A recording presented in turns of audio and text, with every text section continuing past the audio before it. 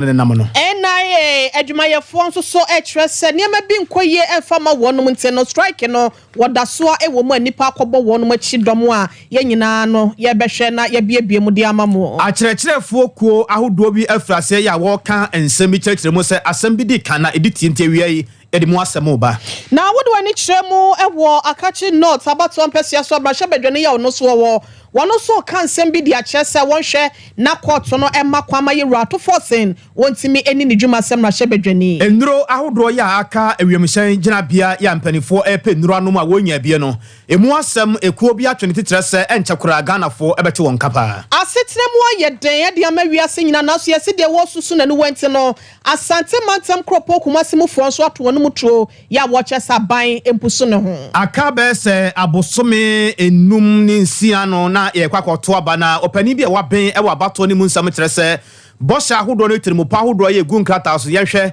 de edi enyi no ba enye bɔhyɛ nko a new force movement ekuoma ne bi nso akasa kyerɛ sɛ braso sɛ wɔnom enso wɔn ba no bɛdi akonnwa ne sɛ bɛyɛ nneɛma nyina no ebetimi atoto yɛ di ama Ghanafoɔ Sompa TV so na wiai wo hwɛ yɛda wase pa nyame nsrao yɛ live ɛwɔ Facebook sompaonline.com sompaonline.com yɛtwa ɛde afa ɛwɔ hɔ wo hwɛ bi ɛwɔ Sompa TV so no Sompa 93.1 FM Kumase Sompa 93.1 FM ɛwɔ Kumase Sompa 90.7 Sompa 90.7 ɛwɔ Bono na Poye FM Kentampon Kranza Tachiman ɛne nkroto ahodoɔ yɛ wɔn pɔtem hɔ nyina no yɛda mo ase pa Sunyane Sompa 98.9 Sompa 98.9 ekwenya akwa broad match ami pneumonia busuafo no wɔn so ekitam ɛwɔ mpɔtem hɔnom ahafone Sunyane ne mpɔtem hɔ nyina no mo so yɛda mo nyina mo ase awia hoɔde yɛde na mo nyina no yɛnya ɛde afre mizo 5G de yafra ne de yamfra yɛ ɛma wure mfisa frɛ herbal center de dura your friend Koko Master na badwa so ayam tim sisi ade ne ade eje wo na ede afri mu me kanfo na media ma wo se ye ne siatica expert na nkasa yare nka ye bi ka ho bi na busua ye ho adwuma nhwemu bia so so ya ye ede fa onipadua no ho ede emaun cloud internet efra wo se top high high ne wo ye ne ye nuanom Love FM ene ti ahwane mu ade bi fa internet ho bia na bra na ye ni ho enkomo tano so patrapa new site Dr. Hannah Hatia Bay of Abbey Herbal Clinic wo fra so bra na ye ni nkomo honhom fa ne honam fam yare biara ya atena wo so no obeje wo ade afiri mu na da roma ana wiei na kwabna kese na fe ohine ire ma me akua ye boa asiama ya tena se awia pranto be kase no ye de eba bedan wo www.sompaonline.com na ensem ne tie bi fa be phone line so na kenken bi so efri wa fe yanje brani adaje na ensem ne bi ebie mu nyina no yentime fama ye di ka kyerɛkyerɛ modi akyerɛ wo sɛ wampani abedi akyerɛ Dr. Alhaj Mamodo Pawmia no na ekura franka e de ama NPP amanyoko no wode ne nto abona ba asante mantan kropo kumase mu a wade nana matran konwane adehye no edi nkomo na wade na niso ade hunu eto wo mani mu se Ghanafoɔ enhwɛ na niso ade hunu ne botare ne nsusuye na wɔto aba no emfa ema no na wɔne emaburu ahyia ya enra wɔne maburu ahyia no na wɔkyerɛkyerɛ mu se nyame anim nie waba na ba waba no nsɛm pin so ɛna wɔde nam na enra ɛwɔ Kumase Jubilee Park na enya asɛm keto akora ensɛm wɔde to mani mu kyerɛkyerɛ mu se ɔba yɛ 1D1F ho nsɛnsɛm enro ahodoɔ ya yɛde kwabra na yɛde drone na ɛde ɛkoro ne nyina no ɛka ho na ambulance ɛkɔmpɛsua no so ne nyina no ɛyade a aban ba yɛ watumi ayɛ nti we ne kura no ɛyɛ de ɛkyerɛkyerɛ mu sɛ nyame gya atom na wɔbɛtena kunya kɛse no so a wɔyɛ mampani abɛde akyerɛ mponie nyame gya atom na sɛ Ghanafoɔ nyane mu gidi na sɛ stia na wɔbɛtena kyerɛ de a yɛsɛ ba biawu ɛde ama Ghanafoɔ nti uhwɛ ejuma ma bɛyɛ as vice president de nti a me pɛsɛ mu vote mami as president. Number one, Ushe Ejuma Mabaya as vice president. Let me kind at least 33 policy initiatives Mediaba in government. Digitalization waho and one constituency, one ambulance waho. Agenda 111 waho. Zongo Development Fund waho. Gold for oil policy, ewoho, e-pharmacy, ewoho, Ghana card, ewoho. So many different policies are yeah, my championing in government. Nina akosi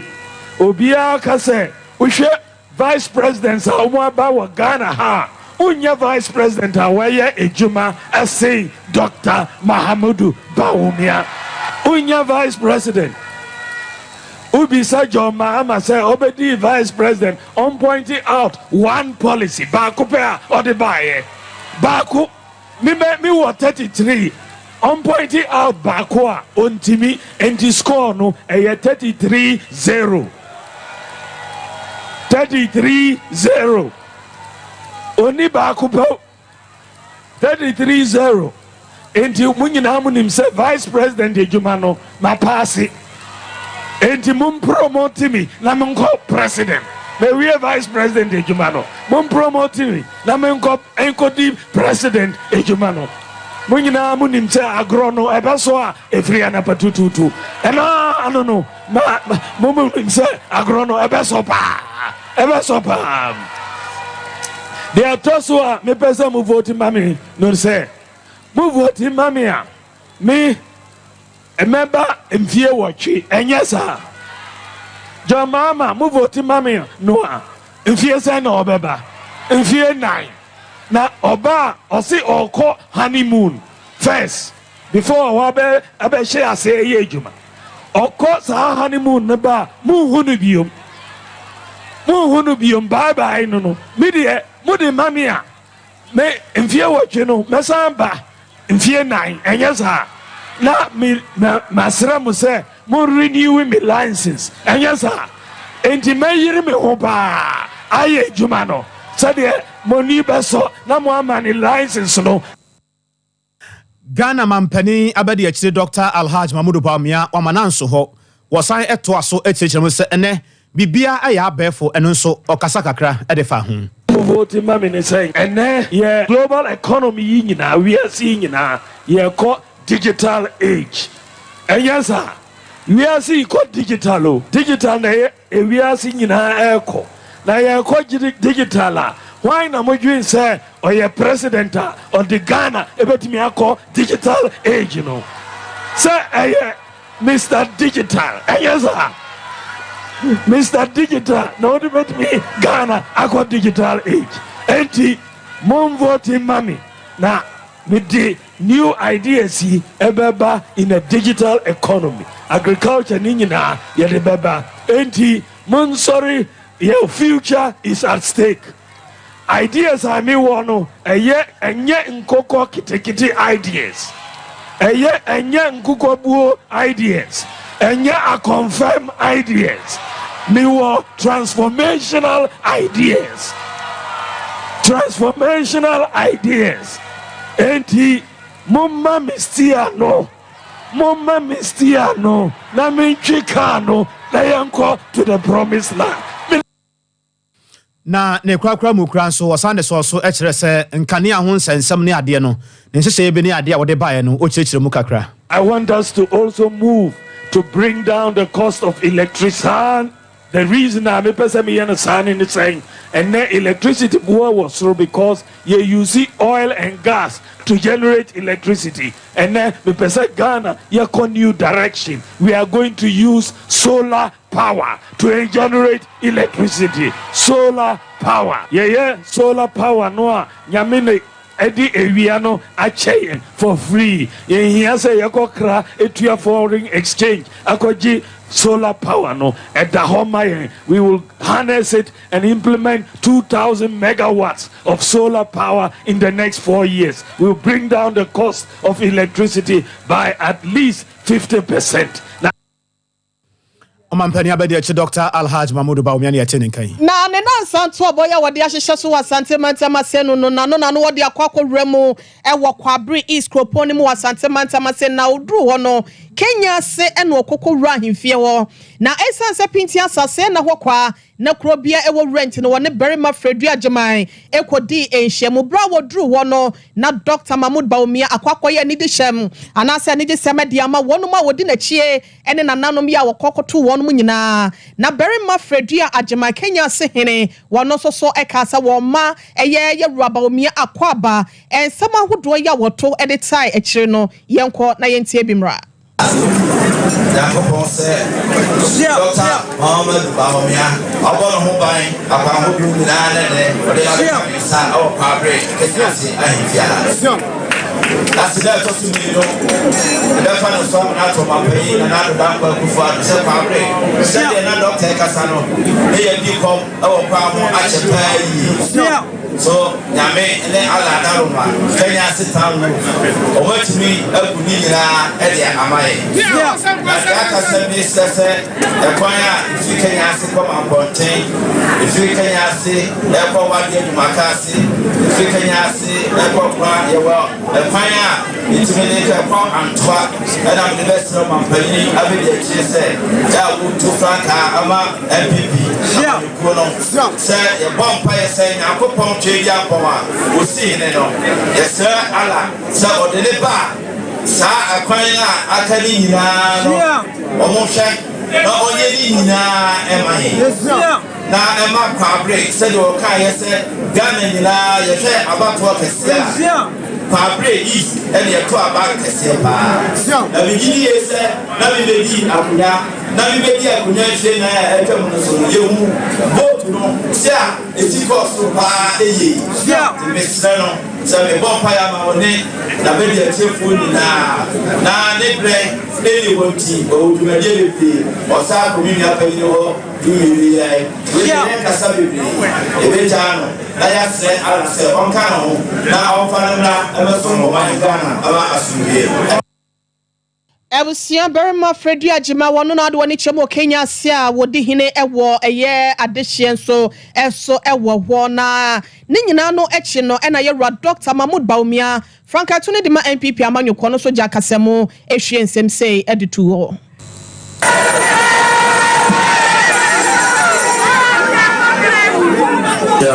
election elinti na share say ebo apro ewo regions in our Ghana and say na mabedu Ashanti region 3 days me your Ashanti region and then I be by me and then say me back Kwabre East but one more point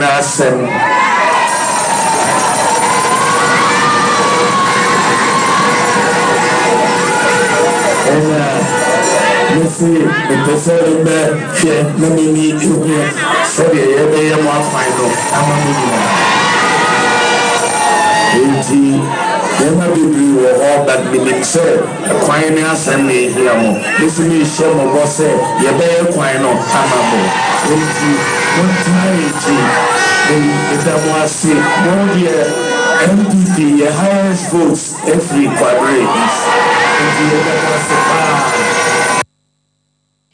Ebusia enipa yetene nken eye Dr. Mahmoud Baumia Kwabre East okopie mu wo no Kenya se ahemfie na Berima Fredi Ajimai abebio wono so ene no twetwe nkoma wo de sansem wese nso etudwa yenkwa homa no so yenua bema Kwame Redu wo de Dr. Mahmoud Baumia chi ento abono ye free Kwabre East wo ehefa sesie ena nani hwe na de ben ena nenso so na bekoso wo nto abono mo Kwame wadaro mate yenkan wie ye mo ha emo akwaba eba premto breka se so oyine yire majo so ewie yi so ho ye de onyankopon adome ho ye pa boye nchemu Dr. Mahmoud Baumia oda so atwiemu ewo Kwabre East wo alasa wetia ne na chie de fro hefa na sesi amu oyine mame no wate dabe ya menu kese mprepre de igina mehia osikoko so ahimfie ene tabe igina menu kese na ansa na no na ya na motu mu ne ya nante babagu mehia no na yakombe mmea ahodo be miensa na nan ewo Kwabre East ni na ye amampanya be de Dr. Mahmoud Baumia ebra na ntu abo etoso ana dikan wa santimante mu halmo kra no ene etoso miensa na obaye no na dise asima wodi kan ate ewo na kuma ne na su enyina ne se Kwabre fu esu wo mo kwan ene fi ukoma ponti so egwa ne fi emeburu wo mo hon so wo mo asopet ana park mu bi sa agro no ni na ye nkobesi akantinse mu a ama wo mu di hu ya esu papa ene nam sima omampenya be de kire fi ye no ene wo kire so wabade a wontumi twesa ne me nyina anya ne mo be ko no de ni akwa akofе afan no se dia de edi ana fi se dia ne kesu edi na watumi etu ho anamo na numu ana ye nam a ye koduru Kenya Berima Fredi Ajimai otosu mienu ono na no disem we kan ebo ye kire se da ye ko no obo je efew so ani di nkomo ama bibia etumi ye kama ono so o hye obo se diake bia no se to baba no nko ama bi o mampani nko ade a ene wonya ntu da ekwa bia so obelu obewie pepepe e dia mo no bra mampani ye wie sa no e de ni ekre kwa bi mpotemu akwan ahodo ni bebre mu a ye na mu a ebe pie wa de adwuma kase kase na won mu bebi won mu a ekwan no ni na no gata sin na ya ye na enu achie no so no wo hwe kwan no a ana se adwuma ekoso baako eye agenda 111 no anu so ewo ho no mu a yefo no egusu de denden anu no mampani si fom won ni kokofre ye se dia anu si tie ewo ho no mu anu achie no ani tu anu mu a yebedu mampontene ankasa efi kobi no mu ane so ye bo ma pro kaka ne ko na hinti eni ko din komo no na kyerese eye no kres wa ba wa gina brawo esan se enyima hodo a ore ne manfo esu ho akyeri nyina no ewo mpotem ha no ene me gibi se de nanim ade bia enti se wa ba dia ene enu ene wo hwe ko kwan se obetimi ede aye ede ama no yewura ba umia eso je pene ene wo kyerese ene de de hia ne se asanteman kwabre man ebe ta ne ti no ni se kwabre man de omo na MPP amayuku no de peje omo fi e de question te bi se omo de mom de highest vote e wo Ghana hegina de bia da omo de eye wo ho de di omo ho emlantoa eni ti se ni ma bi se e koso a ni ade a obetumi adan ne ti e de ama omo ni kwa bia so no ye se apege no e ma ni kwa animu a obe bi se adwuma nyina e de ama e ma dwuma ni atumi akoso na no mu e na mampani ne kasa emu no wori tu de se yewura Canada Japan akwa ono nso so dwedie wodi e chebede ene wo we se guna so se kese no mampon chen ha no no abia ba ko a ha ade kakra eye asotef emagunu ehun nsema ya na omta kan se asotef no mo ja to no ekwa bia so no ono nso so ebe bo madwedie no etumi akosin ti bi kewe ai ye hwa na nim esan se ono se te no oye chairman e wo Ghana Gas Company mu enti kwa bia so ono so beba na o tinga ba beboa e medwedie no akoso memegunu a ono de bia da ya no suma memegunu no etumi akoso no musu enyi ba bi edi agoro na ano ye wie no ana ye ni etire ne nche so mbeka ya na nsan na yewura ba mi ba sentiment table na nka se obehie yewura utumfo na nso so no wo ba ye no nya ne nche se na yewura enyi na tra kakra eni ntino o ma na nche se eni wukue de ekwan bia so wo ba beto no amadwedie no do pese wo beka chi bia no otua ba kiza min pempe a min eba bedu menhia ahi hwie ha no a tabe ya fe na yewura ye hwe na Dr. Mahmoud Bamiyan so etumi eni ne adi ankomo biara o pese o be chance nanka esesu otu ba di ntemu nhyira ene mpaibo ansana otumi afiri ha na wo fidi di medina so no ena menkrato a wonya ntan ntino afi ene eba bedu menhia ahinti hanma meje no ebetumi akoso amabia akoso kama nti ahine yetumi akare se anope nto ba ye boy no afi ene bedu menhia ahinfi kaka na yehwe ye wakatamafo de memfi amayekuo no ewa Asantuma ntemu hanmo yeba John Paul yeba for Nyando ewa menche hanmo anope ye nna nam ye fese de bia na ntie bedu hai na nsemia eno so na niso adi ko kaka no so ogwafunu eni nkwese se ma ode ma Ghana fo openu ne ma aha de baso party bi so mpa radio so ena wie mejimu so ebru ene dwedie die esiru na so wanka so wabo hude wrache ye no aso ne etu apro ko ba bi ekwe ne ya na ti sei na nsemia ebebedu etumfo so ha dwedie ne uhwe ne nkinkan so a sei ena wo so obo ntofan dia tere Ghana fo ene Ghana nyina no madam asi papa pani akwanya kese a mode amame na jimadi no de esie nyina ye na so efise Dr. Mahmoud Bawumia ni fie prekope ene waba ena ne papa prekope so ne na se tutu otoso mienu ne ba ni piesie ye fredo ajiman eka abeka ni die ho eti oba a chance we de na de ni fie ana se na busiafo ho ene waba na mehwe edosro nko a chance we de ye ya che no no a ema ya ho keka ene odosro nko ema no dibadie no aye so successful ene ye so ya no pa na otisi opoku a secondary school na enkwala no omu tablet e wo se ye de mo mo ohwe oni educational minister efa ho a omutimi edema no defro na edi yani echemu o mampontin yakohwe mampontin akwan a omutimi aye ni nyina ene bisania akwa akutu yefri ho na nana state to atmosphere ne PSC prepope eba na ne papa abedi enkomo ti aha na ya bedu a nyina no ye ne abusiafo ene nananom ebo nkomo wa ha ye free ha ye call rich condos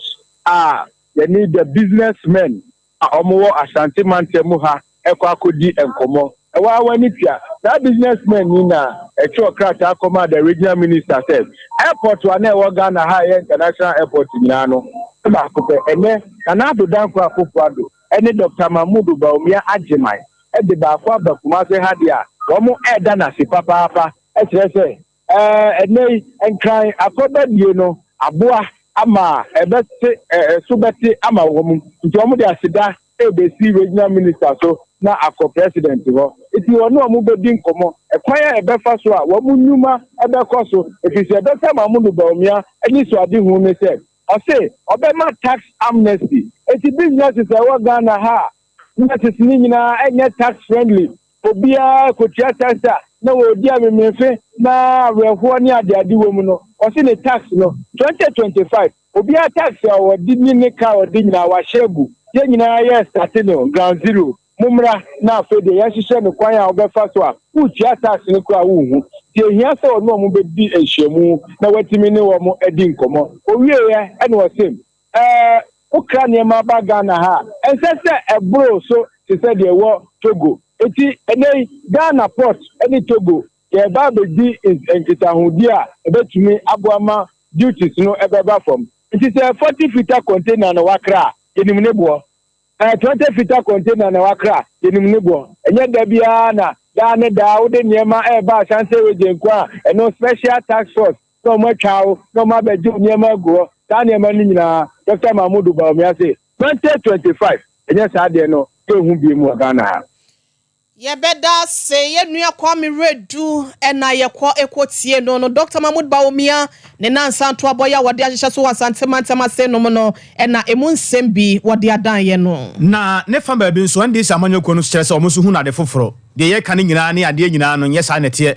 asɛm no ɔpani ne ba Asante Mantema wo so ɔka no wɔnka nkyerɛ Ghana fo na de enti ɔmo ka sɛ enye no na wɔka kyerɛ Ghana fo no ɔmo ankasa kyerɛ ye wura ya wɔno ye dwamtrani ɛwɔ Asante Mamu ɛde ande si amanyoko no ɛna ɔkasa yewura Andrews na nakwasi ne nsɛm a ɔde amansɛm twerɛfo ni ade mi di hu sɛ wo krom ɛyɛ wo fa kwan bia so ana ba ne ba snipa ekokrom ɛne yɛ bia hu sɛ aden wo se ha yɛ wa wo fi nti wo ba wa fi a na wo twe enipa ɛno ɛndankyɛn yɛ pese yɛ bisa no nsɛm miɛnsa pɛ na waba Asante no ɔyɛ den wonyi ano mai yɛ di kan ɛyɛ Excellency John Dramani Mahama ɔdɔ Asante Mai bu Asante Mai na enidie ne obu a ɔde ma Asante Mai ohu sɛ yɛ maame nom edwedie ɛna yɛ de yɛ den ɛtete ɔmo no na nanom so na asɛm otumi yɛ kejetia market edi ye den ema Asante na osage ska o ye central market anes eka ho no nyame adom ye se onya agenti ye tu no MPP e baaye ye bisa Dr. Baumia se kejetia ehye ya ode bika e baaye no afi atwam o ka kire ye maamenum se bebi a ahye no okoy ya omoba beye enne wetumi asa begina ejetia ho ye den edwa onanum ho ye bisa ne se ya o ka se oba beye kejetia na ehye na o ka se oba be no ayana central market na ya mamenum twen akom no mfie enwotwe 7.5 years ni obaye no aka ho asem ene ye ade a ye be se ebisa no yenim se ekrom ha businessmen for na ha no mode omo 2016 yewura Baumia ese Excellency John Dramani Mahama eye incompetent adenya or the dollar cost 3 cedis 80 pesos into or ye incompetent wasaba Asante a otwini pa edinechi ye bisa ne se businessmen for ni ebisa ne se ne dollar now say Excellency John Dramani Mahama ye incompetent or they got 3 cedis 80 no and it's almost 16 cedis ye pese waba no or address my the saka ho health insurance Ghana for ese omusika no ewe he say health insurance enye ejuma ye bisa say omuso omuba omubeye ni yi si ante obie phone lines eto say hospital health insurance eye ejuma wa bete waso ye etwato eye ye nuanom a omo ko magazine no mo twi nipa de ko magazine because John Dramani Mahama e ko ho yan twi nipa ba ko kra ho ye man o mu bisa ne say this year import duties how much that transfer 7.5 years amafo edwuma egu oka ho ene o say yento abama no debe na waye afa ho na de yenim ne say asante mind de no problem no mo to abama ye nye bi che voter no ye hye omo ebo say ya me ya adom no mo ye excellency John Dramani Mahama adom ebioma impuntuo ene innipa oyema Ghana di so asante so no ye be ye den ebe na di twa to do kra ne say yes so mo MPs no more various constituencies no afi almost the same no mo fe bi ye den enfamie infie we ye dwamtani wa asante memu de ma andi samonyo ko yewura Andrew na kwasi na yetene nkan National Identification Authority yempanyimfo dwumako ya wo mo hwe na Ghana card wo matimi atoto ho ne ma de ama Ghana fo na ye kase mo adwumayefo ne BHS ne ma hyada nko ye mfama wa brabo ne nyina eni se enema bi e wo se panyimfo ene aban ehwede ma wonom no hyada event no ye kase ya no wonom e the strike ahyehye so ne ene da etoso nansa na amanfo dodo ya wakosi wachi wo mo koyi wo mo de ayira wo mo soso afa na wo mo kwa akopa bie ni nyina no wonom ani atutu aka wonsem e wo wonom bia ya hodo yabo anan e de ani kire mo regional office ye no e wa santimantem kropo mu asenom se de niema esikoye enipa yakoto wonom no ye ne ebinom e bonkomo when I got I gave you any correct so driving license correct. So I did check it. We can bank music excess driving license so the and correct. I'm not for the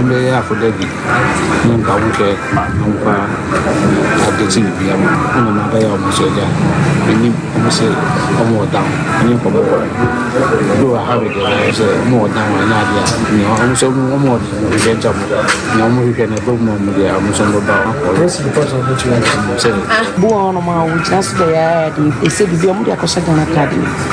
in your son who bet sure only baby out there it is say any munda I'm not so baby I'm yes sir I'm so channel be my name so yeah keep any PDB account. The young can sound a little bit. You see, the BA, the Kotochi Pokran, say, the BA can only gonna carry in Chama.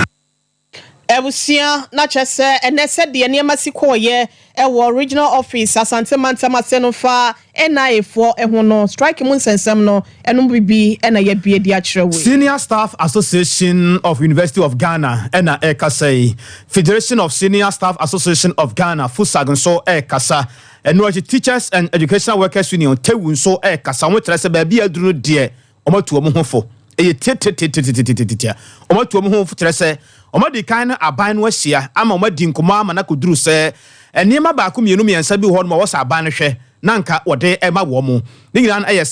ehyan ya wo mede edi akoniaba no ehyan ne dumre bi a ewo so wode kɔ ne doctor ho fitam no mo hwɛ na mo siesie enema ewo ka no ho se ba ya ate ase nam no betimi anya ho de bre bi a no watimi de akɔ adwuma abeduru fie asomdue mu na so de na aban ne ka aban de me ba mo ntwɛn akakra sa ezende omatu mo hofo eye tie se aban ne se on fa sa sika ne ma wo mo ene ntafrede kakra ye allowance kakra bi e ka ho sa aban no anhwɛ ne wa mfa mo dia ewiase sabe obi ani ho no mo a wa ohoro nanim kosoro obi asɔre anopa a wa ohoro nanim e de ba fam ti opro didi a onwam so didi e ka ho bi ama Sompa kase ne yewura aye fa no Ken Ilobo edi enkomo wa National Chairman of Federation of Senior Staff Association of Ghana FUSAG edi ko rebusa nse yero Ilobo se no mo fa hen yenya adeti abom ayese nema bi ekoso ayenche ye enisen nyina se isese ya ewo ye ne aban ahyehye a efa adwumayin a ye de ebu adwumayfo amo adwumanum ene ye ne government ye anoba ko ayetimi di edwa efa yeketua ho ono na ede asam na ba na ade a yebisa efi government mu nchen se enye ade foforo eye nhyehye ewo ho dada ntino enye se bia yebisa ade a echen se na ɔmo de bɛba yɛn ɛdia mpanyinfoɔ no mo gye no nti sɛ utak-foɔ no mo gye no gawafoɔ no mo gye no yɛgye but ɛnyɛ pɛ because of the salary disparities nti no sɛ mo atum fuel maintenance allowances ade ama ɔmo a ɛnim sɛ fuel no yɛn nyinaa tɔ fuel the same fuel from the market nti no ayɛ dene ama yɛn nyinaa nti no sɛ mo atum ama ɔmo a yɛso momfa yɛdeɛ no so montum ɛma yɛn ɔho ɛnyɛ sɛ bi a yɛ nhyehyɛ foforɔ anaasɛ ade foforɔ bi na sɛ aban no ɛmfa mma yɛn ɛna akɔyɛ biribi te sɛ yɛpɛ sɛ ebi a yɛnyɛ nneɛma bi na yɛmfa yɛnko ɛde tia ɔman no ɛnyɛ saa ɔho ɛde sɛ akɔla a ne papa odi kosua baako na ɔno wɔdi half nti ɛbɛduru bɛbɛ bi so na ɔho sɛ ɛsiesia no ɛsitena no ɛyɛ ɛna papa bɛdi kosua baako ne half nti ne ba no sɛ wɔn di baako ɔho na wode ama ɔmo na ɔsɛ yɛmfa yɛyɛ saa yɛkɔ market yɛn nyinaa yɛkɔ market wɔn ma ɔmo market premium yɛ saa nneɛma no yɛankasa wɔ ho but yɛn nyinaa yɛkɔ dwa. Awia pram to bere kase na egu so a yɛde ɛma wo Sompa TV so na wo hwɛ Sompa 93.1 FM Kumase Sompa 98.9 ɛwɔ Sunyane bono na afenso ahafo ne mpɔtem wɔn nso ɛfɛ bɛkwanya ko abro no makyia me nimoni abusuafo no kuram ɛno akyi apamrada no a wɔn nso ekuramu ɛwɔ bono na po FM ɛwɔ Sompa 90.7 Sompa 90.7 wiame kanfo na media ma wo se bomoten ma onsanka mizo 5G de yafra na afenso de yamfra ye no for all your programs but bia wo ko bia bomoten ma onsa enkabi 0246270221 0246270221 wachina nyame ya adoma na sasa abre kura afe na ekobodon ko betime asima koye nkrabata bia ya ebewo na akɔgye apomdene hwemu bia nso ye yare ya gye ho abodin pa no yare ya fe no sciatica no 21st clinic mantam du nsia nyina no ye ho ya ye adwuma 0540311311 0540311311 na wode no ye sisi ya da yam tim koko na hawa e ma wure mfesa frɛ herbal center da duro ya wode badwa so ye koko master no ene wode aba obia ya wonya bia no hu sampa aduro no ano osepa ayam tim sisi ya de ne koko na hawa ba bia koko na fifiri bia no ebe hye na ya hye no nso ye de no no mu anya de se ebe fa wo yam eni wo hawo ne amane bia ewa akire bra wanom aduro no ne sa ye nti wotuma nom akwadwuma wotuma nom atukwa ba bia ya wonam bia no Mr. Herbal calling na Gane Herbal no achi apedank 0546107107 0546107107 ya kwani mo nsam from ye kwaya ni mo ana ye remo ewo ye rato force na ambulance on sensam ye dia manche na nei akwa wiemu ewo court no ye kasa ya no NDC mrahye badwafo no e de atodwa se wokoto saboa bi esi wunua so akasa sole ye so enkasa sole meso fi se bia wo firi wunua no so ano ode ba wo so eno nti wonum asia gina ye se eda biara ye rato forcing ye be fra no court no wonum nyina bagye twi agetrada na wonum agye dom edi na chi se be ye ni nyina no enema bekoye ede ama ye wurane sampa ni nuanom enyi ne ba ko enhye ne nsem na numu na enema ekosa no ye wura ya wo de wani kyeremu ewo akachi nota waye mrahye badwane ewo ho Peter no chikote wode atodwa se de ekoso no se wonum pese anase oman ni nyina mu no won pese awrato force ba mrahye badwam ebedi ne dwuma na enkaye no so di na chi se edom kuma de a ene wonum hwe na asem no wonum engu na biri na ne nyina so no enwie mu ema ye nyina. Issue is that in parliament we have leadership and our leader is Dr. Atufose. If you are preventing him from doing his constitutional duties, then if the leader is not there, what as members do we go there to do? Why is he being persecuted in court? He has some constitutional duty to perform. And we are saying that allow him time to do his work, just consensus. The judge can allow him to do his constitutional duty, then later on he goes to court. So if you want to prevent him from doing his duty to the nation, then as members of parliament, we feel that our leadership or our leader is being persecuted and we must make sure that we give him that moral support. We are not saying we won't come to parliament. Anytime he's attending to court, we will follow him to court. Some were in court, some of us were in the house, not the chamber, when we were having the press conference. That was what we did. We want Ghanaians to know that what is being done to our leader is just a calculated attempt to cow him and then jail him for what he has not done. So we will continue to support him. Anytime he's going to court, we will follow him. Even if it is only 5 members who are there, they represent us. And what we are telling Parliament or Speaker is that, well, when it is even 3 o'clock and the court session is over, we will come back. Like yesterday, Parliament, for the first day of a sitting, we went to court. When he came back, Parliament sat, we closed around 6 p.m. yesterday. So we'll still be doing business. The reason for which they have elected us, we will be there. Ebusia yewra ya would wani chemu akachi not wa yemra shebe dwani di ma de hye ye wo empotamo ho no ene ye kokotie nwe na wasa kasa e de nsema tudwa e kire se nei abibela wode akwakoto mra shebe dwam se won hwe na emra bi mra se be ya free senior high school no ye betimi ahye ho mra ene aban bi ba na wa ye na adwen se wo twam tinton tan che se aban na eboka wo man na eboka wo ho amra no etim ni na di se de se efata no wase we nyina kire se hu hia o na wo hwe semfie so konfie ngwatwenie ya chese aban yi eba ye no a asua ye ya wonum hwe womesua sosoafo nyina ka esenke be ya wonhwe na nka ye fa samra ne mra wanya watena ho ene na ye wura ya wode wani kyerem wodom kase ni mu a wono ene di womonum ye wura Alexander Fenyo Markin wo chese mra ne be betimi ayese wasi we nyina no ehu hia ye montongu baabi. The decision to come to Parliament with a bill is a misplaced priority. Misplaced priority because there are a lot of challenges now facing the free senior high school program. As we sit here,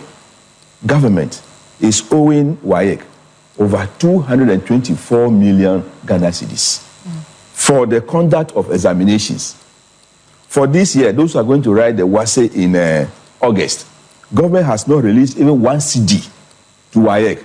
to organize the examination. They are supposed to give like 178 million Ghana cedis. They have not given 1 pesewa. 2023, they are owing over 46 million Ghana cedis to WAEC. 2022, they are owing over 9 million Ghana cedis to WAEC. And for basic education, we won't talk about that because they owe them well over 90 million. And WAEC is losing seasoned examiners because of this. Because examiners will not go and then review scripts, mark scripts, set questions, do all other things, and then you won't pay them on time. You see, so WAEC is worried that if the trend should continue this way, then they are going to have problems with the conduct of the examination. Because you said, as part of the free senior high school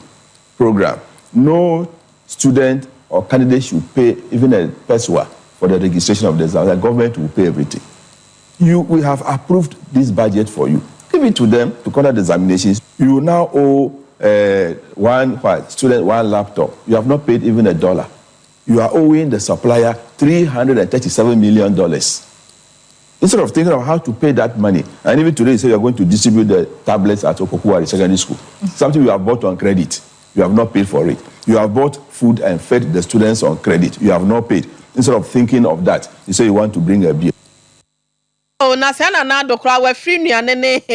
eniema na amasuku for tablet ikula no onti aka na yewura ba omia so aba bechiche we ye akachi north mrahye bedwane yewura Peter nochi kote enwode ensem we se nyina etodwana busia yenhwe na yenka ncha se enei ebia wakomemu enatokro aba bedem awo hu nsam akwatwe edi amawo wawade efihye pinie so no nya ba ento na so eya na eye haw eya na ya dwendwen de mawo ma me Betty abe heti abe wase brata no so apatrapa new site wo na wama eba ne bi emfanto na so na ne manyina so nkoye mfama ye kasa ebia sickle cells yade no na wode akina brofo kura nya no adro na so no esanse haban ni mamia be no no so nim haban te no wakọ enwuram kwaye brento makotete haban enubrani nutanu nsini nyina da ede aba wode akeka afra enu to wase fabra na sickle cell yade no won fanto ase etre yade na ha wo anase stomach ulcer yade biada ya eha wo no wase bra na wontime emwa wo sa kwan no so na wase efiri adwuada ekosi memenda kwasi ada kra kwa na kwan wo mu a wo behwew amanema so etime akoye ede amaw ebusia yenyina wo ese so na yenhwe entwa ye homra ye ba nsam no dodo na ena aka ekira ye de bepiem so 21st clinic aye sciatica expert sciatica no o nerves na wo to ase na fa wo siremu na fa wo nansia besi ase ho no se ho techema eno ene ye fa ne sciatica na etimi bubu o to ase ka wo se dwe wo sirem wo je ho ba bia enye na eno na 21st clinic ba ye adwuma pa wo mu ye ntia baso bo magine wo Ghana ha ɛne amonone ɛnya asɛm ketewa wɔn gi international awards ahodoɔ wɔn gi local awards ahodoɔ na ano nso na wɔn bie the only sciatica research and treatment center in Africa bibrim ha no ebi ni baabi a gi 21st clinic nkoa wɔn di abibiduro ɛna bɛsa ɔyare no masa de machine aka ho ɛyɛ ayaresabea yare bia wutimi de kɔ ne mama adeɛ baako a wɔn agye din wɔn paa no ɛyɛ sciatica ɛna stroke nso de kɔ a diabetes ne hypertension ne ade Ghana ha baabi a wɔn wɔ hɔ frɛ 0540 311 311 0540 311 311 na 21st clinic wɔn yɛ sciatica expert.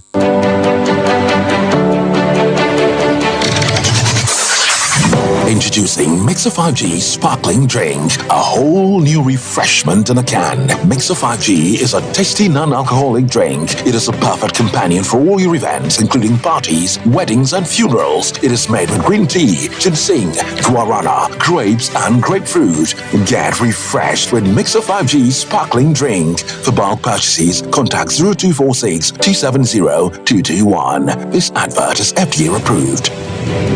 Brakasa ye duabon waso a ne dwumedi wo nipadua biara pomden ene na brabo mu ne hie pa enye brakasa nko nuaban ne haban bi te se ko nsusu a abonwono ne dia akeka ho no kura enwanunu ahodo a ekɔ animu yi ankasa brakasa ne sa nuaban bi nom ne akeka bobudi afa abefo kwan so a ye de aye brakasa powder siesi nipadua na abakwa ahodo no ho ban afri mpani yade ne yade ahodo pi ho fa enkodate de ma baako freduane anopa ne anwumre anafa enkodate de ma baako woni nsuhie yeti anopa ne anwumre wobra wodidi awie ubenya brakasa powder to King's Walk Herbal ne Heroes Herbal Accra Okesi Drug Lane Dani Herbal Kumase Mensa Takrade Mose Pharmacy ne Greenlight Pharmacy Sunwane Cash and Carry Supermarket Asantoa Herbal ne Bibidro Depot Techiman Sewa Herbal Mampong etufo mfre 0550 19 15-14 brakasa powder aduane san ye dro FD ahwehwe sankratu mu agi atum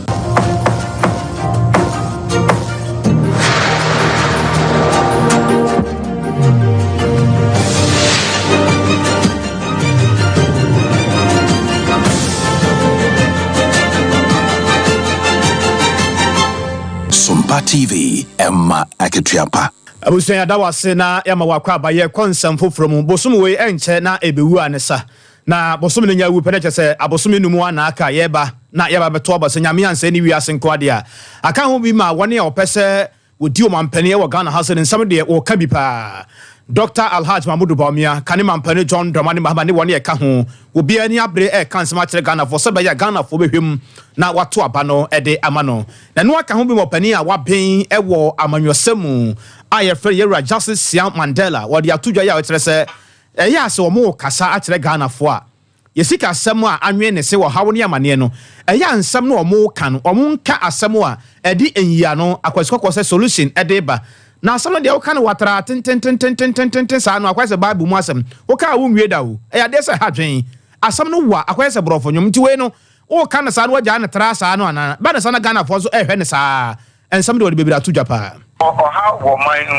we a politician, not the president. Then how can any immediate solution to the problems now? Apart from one sebi one day what one come and do waiting to know sebi how can we jump no man yeah yes you didn't and do waiting I bet you can will not listen to you because they are necessary even the sitting government adjust to say yeah how it obia pain no I say and my hope this within the shortest possible time I want here I want to na you one na ni kasa it's just a giant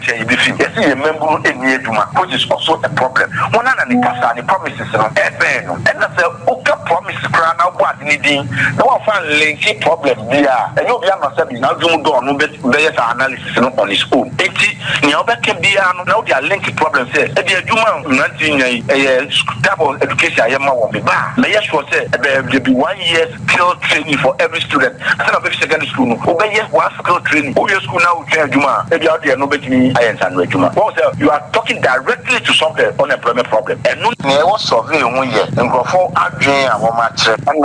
a woman on Sana or the paper. As a researcher, you go to the field and what you find there is what to publish. Only mean that you minimum influencers won a wɔn ko bisa wɔn asɛm nti no ɛsesa wɔn ano nea papa na yɛ no so yɛ ne no kwan so ɛne no kwan mu bia nea Ghanafo ɛpɛ sɛ wɔkyerɛ ɛna ɔde abɛto ga bɛnea ama ebia ɛnto asum kakra sɛ wohwɛ standard na ɛwɔ hɔ na all presidential elections over the years it is not proven say the two abama parties no and any candidates no because for every 8 years the candidates change but we still change the government most of the times is the parties that Ghanaians vote for and not the president even though the one who didn't even know so yɛhwɛ no no the party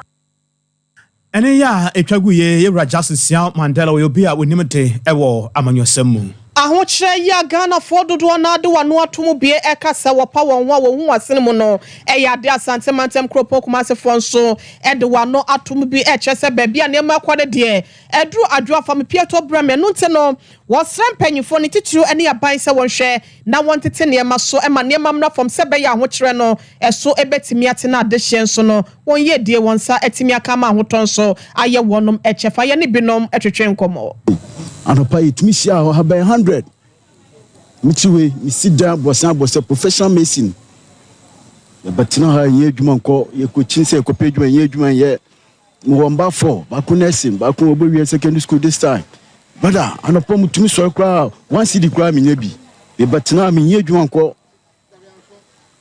mefi akra meba under 3 days kɔkyina akra menyɛ adwuma yɛ nti na yɛbɛsɛ bi sɛ my look at the bills are you train with light bill water bills na zi eduane kora ntumi ntɔ chief yɛbɛsɛ bi sɛ yɛn kora sɛ my payin wɔ mu deɛ a payin no ɔnkeka no ho na Ghana sisi adeɛ sinke sisi Ghana atɔ nsuom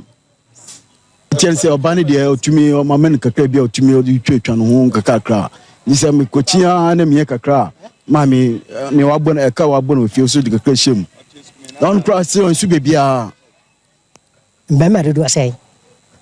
me bisa wo sɛ Ghana ha mbɛma dodoɔ sɛ na ware mbɛma dodoɔ sɛ na ware nyɛ sɛ ɔmo mpɛ aware o wɔmo pɛ wɔnkɔ mma kwan bɛn na wɔfa sa akɔware ɔbaa na ɔbaa no abɛtena hɔ kwan bɛn because ɔsɔre a ɔbɛdidi wɔn nso bɛdidi wokɔ a ɔnkɔ mma kwan bɛn na wɔfa sa akɔfa ɔbaa wɔn yɛ leaders no yɛn ho wɔn leaders no fa so wɔn yɛ deɛ ɛpɛ ɛma yɛ nti ne ɛho kyerɛ yɛ no na nakura ne Ghana yɛ problem ne nyinaa no yɛn mpanyinfoɔ na wɔn hwɛ yɛ yie. Ebusia ɛmaa no nso se Kofi Menka akɔsua Menka me nso me wɔ bi ka ɛde wei to aso. Mia na mehwɛ me ma o bɛrima no wɔ nso ontimi mboa me onye adwuma nyɛ na wɔnyɛ bi aboa me mia na mehwɛ me ma mia omu ko school menye bi school a me ba no kura akɔ no oda omu ni ayi o sɛ na oda ɛyɛ ɛsɛ so omu ni ayi wɔ oda hɔ sɛ me tua me brɛ ɛde yɛ kodwom so no ma ne bo dendende edin first pa no ka bi nsi eboto ka yɛ 2.5 ɛne na akɔ 15 million yɛ be de ukɔtɔ moko kura na moko sɛ yɛ kan na amaye system ne mu ayɛ den adwumayɛfo yɛ ntu o market mu ba system ne mu ayɛ den nti sika wukunu de ma no ɛno ano ɔde be ma wo nti wo wan face wan yɛ bibia wontimi support you fiesta na o maso mo stress o na woni so to na ato adwonwe kwan obefa so a wokokutia nkura ni school fees and that form ene die den enra me gina ada se me koy me tutu o mo ne se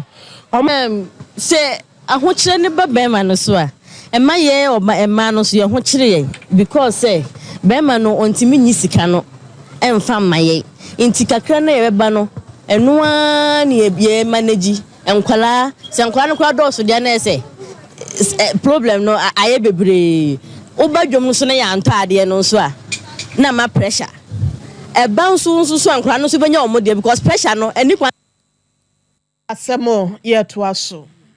fancy yɛbrɛ na so na yɛn sɔre so na yɛkɔ cloud internet homra cloud internet ɛfra top high ya wɔne yɛ nnuan no love fm ne dim hwɛ ne mu adeɛ bi ɛfa internet ho no so bra na wɔnyɛ ne tietia ɛmfa ba ho ɛwia me kanfo de ma sota no so patrapa new site Dr. Hannah Hatia Bay of Abe Heba kan sabra honhom fa ne honam fa yare bi afa beda no na me kanfo na me de ama wo sɛ ɛma remfi ɛwia yi wobetimi atoma akɔ yɛn krabata bi yɛ ɛbɛ wɔ 21st clinic ɛfra yɛn krabata no dos mantam dunsia ne nyina no yɛ wɔ hɔnom ayɛ adwuma 3A Heba Center ɛfra see the Coco Master na badwa so bagibi ayam tim sisi ade nyina no e be free honom na afri ho akọ Mizo 5G wo de afra na afen so de yam fra e wo ho ona da woro ma na wiei na kwamna kese na afi ohine ire ma me akua yeboa asiama bronyet na se a ye de ensem no ebeda mo ye na ye Rosante yeboa Benedict ase wo ye samfo panyiko kwa Veronica Jando anwofedua wo tena fidie ni chichimchim ni fruma edema yakosua so moa so dela Mrs Japan no wono so eboa ye bozi the caption mine mami ya Grace Adepa wonom ehwe yen social media handles no so twaye fa wo